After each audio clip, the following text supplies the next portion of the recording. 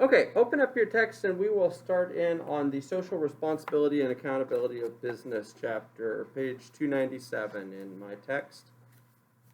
Okay, and I commend this Nike case to you. This is not something we're going to look at in detail right now. We will do so later in the semester when we cover Nike.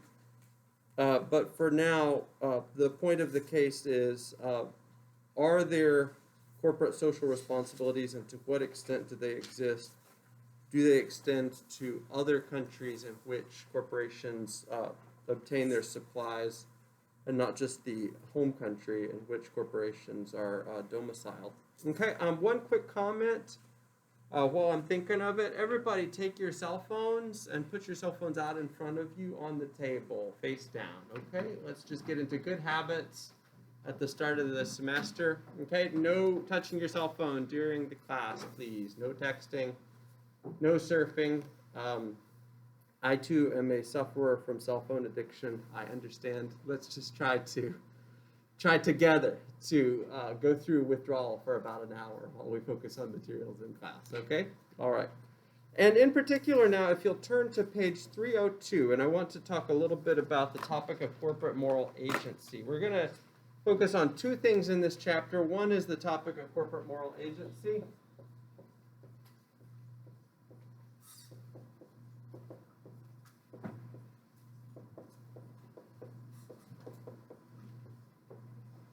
Okay,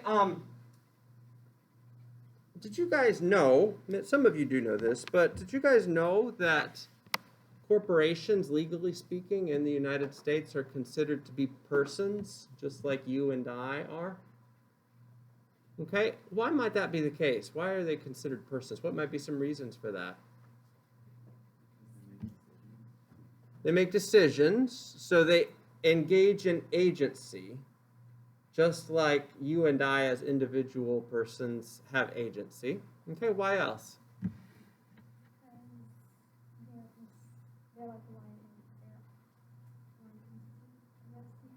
Okay, they have a kind of unity to them that enables them to act in an organic, unified way, just like individual persons like you and I can do so. Okay, why else?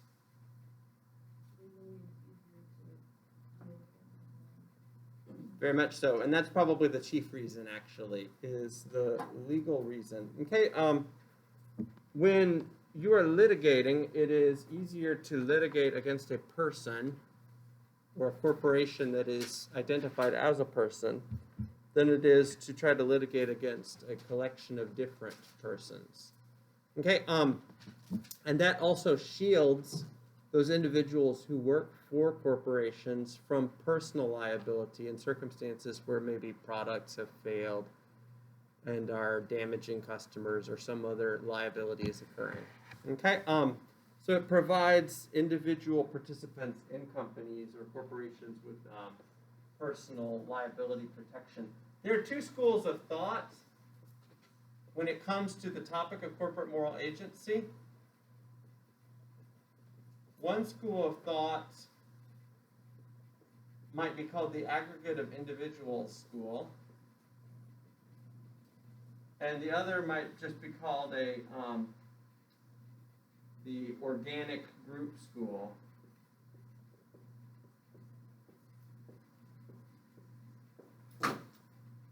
Okay, and this side, I'll say this side first, the organic group side, they say, look, corporations pretty clearly, functionally, act as persons do. It was mentioned earlier, they have unity of action. They have a certain hierarchical structure where the parts of corporations that are higher up can command, as it were, those that are lower down to do as they please.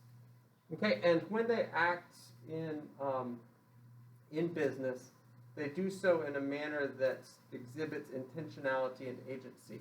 On the other side, however, are theorists who say, no, it's actually a fiction to say that corporations are moral agents, individual persons like you and I are, and it's not necessarily a correct fiction.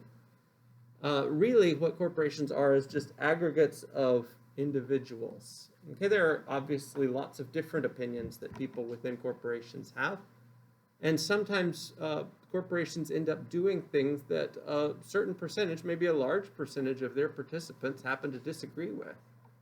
And those participants may have lost out in an internal power struggle. And to treat corporations as unified wholes or organic wholes in a manner that suggests agency is very much to overstate the case on the aggregate of individuals' view. What you actually have in corporations on this view is a bunch of people who have their own self-interests, and they just happen to come together when their self-interests overlap. You don't have any kind of unified organic team that is necessarily connected with each other. Okay, and there are various different views between these two across the spectrum that see corporations somewhere in the middle. Okay, has anybody had a class with Professor Hinsey? Okay, he does not like corporations as persons at all. He doesn't think that it's a valuable kind of a legal fiction to have. Okay, and he's kind of on a soapbox about that. I actually tend to agree with him. I tend to side with this view. However, I see the value of this view, and this view is dominant right now in the American legal environment for businesses. Okay, let's open up the text and look on page 302. I'm just going to dip here into a couple different paragraphs to read for us. Okay, the corporate moral agency. Let's just read from the top. In the business world, it is quite common to talk about corporate responsibility, ascribing responsibility to business firms or large corporations as a whole. But is it the corporation as such or their managers who bear responsibilities? A little further down, corporate moral agency. Peter French is a well-known representative of those who think that corporate organizations can be held morally responsible. He argued that corporations perform actions with an intention which can be attributed only to the organization and not to any of its members. A little further down, there's a second view held by those who believe it is impossible to view corporations as moral agents bearing responsibility for anything. They understand that when we attribute moral judgments to a company, such judgments can be transferred to directors or managers who made the decision in question or who are responsible for a given omission. Those who promote this view usually also hold that a corporation is no more than an aggregate of individuals, that in itself it is nothing, only a name or a fictitious entity. Okay, and then the book on the next page stakes out an intermediate position somewhere in between. It says it holds that there is a risk that corporate moral agency theory leaves culpable individuals unidentified. Okay, that's the intermediate view. This view also agrees that the idea of corporate responsibility is both intelligible and useful. So it stakes things somewhere in the middle. Okay, the same problems that beset corporate moral agency theory also beset any kind of moral responsibility attribution for groups as such. Okay, so for instance, your parents, my parents, and our grandparents have racked up enormous debt in the United States. The federal debt is like massive, beyond belief. It's about 24 trillion now. And growing very rapidly because of the deficits the government is running. Most of that debt is not attributable to us, those of us who are as young as we are in this classroom. Okay, and the people who racked up most of that debt will be dead when it is time to pay that debt through inflation or through whatever other mechanism will be necessary. And yet, something will need to be held accountable for that debt. It will be the entity that is the United States, okay? And the participants in that entity will be accountable for it, okay? And yet the individuals who, 10 years from now, 2030, 2040, when, either the dollar collapses or whatever, individuals who are at that time required to bear the responsibility for payment for the debt are required to do so. They will not themselves be the ones who actually racked up the debt. Okay, so there are conflicts in any kind of analysis of group responsibility between the reality that certain groups can and should be held responsible for the actions that they've undertaken, and the other simultaneous reality that the individuals who make up those groups are not necessarily the ones who actually make the decisions that led to the particular situation in question. Okay, similar kinds of situations exist for wartime reparations after after World War II or something like that. The National Socialists regime in Germany did horrible deeds to the Jews, so they have to pay reparations. But not all Germans did those horrible deeds. Some did not, but they bear the responsibility because they pay taxes alongside everybody else, and as such are held accountable financially. Okay, so similar kinds of problems are at play there. Okay, I mentioned this because it is important whenever we think about the actions of corporations in society vis-a-vis their surroundings. It is important that we think about the nature of corporations and their responses to social accountability and social demands. Okay, and it's important also to be aware of the different views that are available in the field. Let me pause there, and before I look at a second aspect of corporate social involvement, let me ask if there are any questions or comments so far about that brief introduction. I'm going to be moving kind of quickly today because I'm trying to catch up on some topics from the first couple of weeks. Questions or comments about this? Everybody good? Okay, turn the page to page 304. We're going to look at corporate responses to social demands.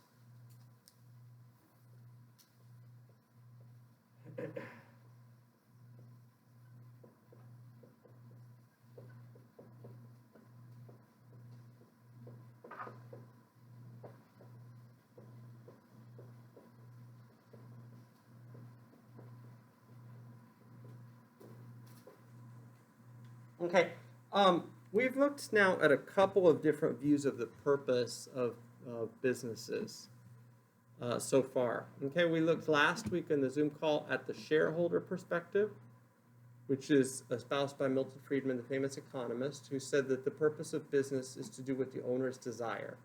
Okay, and what the owners desire is usually to make money.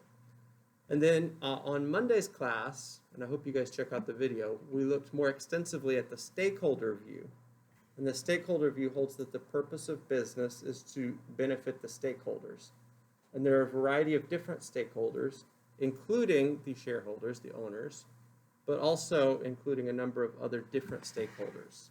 Okay, now, the strategies of business response section down here at the bottom of page 304 is interesting, especially in light of the views of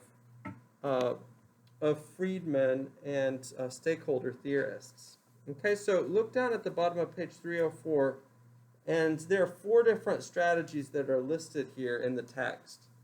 Okay, and I'll just list them up here. No response, reactive,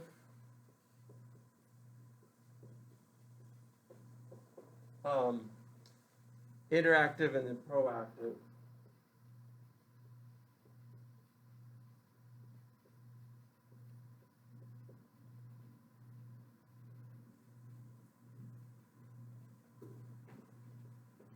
Okay, the no response view is a view that holds that when the social environment, I'm reading here, presents specific social demands to the firm and the firm's response is to do nothing. Okay, the reactive view, the firm defends itself, gives arguments for its performance, and resists changing. If the pressure increases, the company might give in to change after a certain amount of resistance. The interactive view, the firm accepts responsibility and presents a change of attitude in order to meet social demands. And then the proactive view, in this strategy, a business faces social issues before social demands arise. Okay, and the book actually seems to favor the proactive view.